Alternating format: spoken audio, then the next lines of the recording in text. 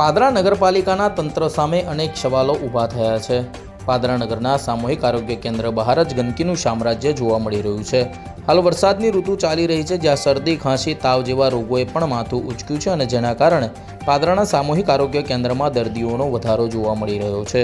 છતાં પણ પાદરા નગરપાલિકાને જાણે કોઈપણ પ્રકારનો ફેર ન પડતો હોય તેવી પ્રકારની સ્થિતિનું નિર્માણ થવા પામ્યું છે। હાલ પાદરાના સામૂહિક આરોગ્ય કેન્દ્ર બહાર ગંદકીનું સામ્રાજ્ય જોવા મળી રહ્યું છે, જ્યાં નગર અને તાલુકાના લોકો પોતાના આરોગ્યની ચિંતા કરતાની સાથે સારવાર લેવા માટે પહોંચે છે તેવી જ જગ્યા ઉપર ગંદકીનું સામ્રાજ્ય હોય તે કેટલું યોગ્ય છે।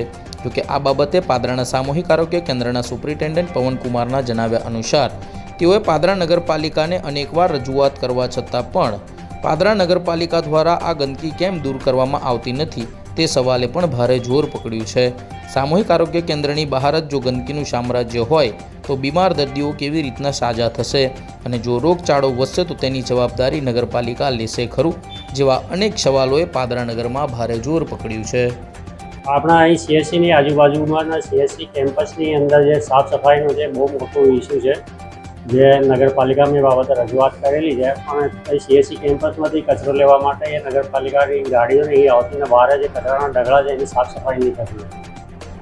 તો સર કેટલી વાર આ પ્રકારની રજૂઆત કરવામાં અમે એની રિટર્નમાં ને મોટી કેટલી વખત રજૂઆતો કરેલી છે, પણ એના ઉપર કોઈ કાર્યવાહી થતી નથી। તો શું માંગ છે તમારી? કિસકો બોલાય આપને? અમે અહીં નગરપાલિકાના ચીફ ઓફિસરના રિટર્નમાં આપેલું છે અને અમારા અહીં જે રોગી કલ્યાણ સમિતિની મિટિંગ થાય જેમાં નગરપાલિકાના જે સભ્યો આવે છે એને પણ એ બાબતે જાણ કરેલ છે। ત્યારે ઝાડા ઉલટીના કેસો શેર થાય? હા, અત્યારે મારા અહીં ઝાડા ઉલટીના 4-5 કેસો દાખલ છે અને રોજના ઓપીડીમાં પણ 10-12 કેસો જેવા આવતા હોય છે।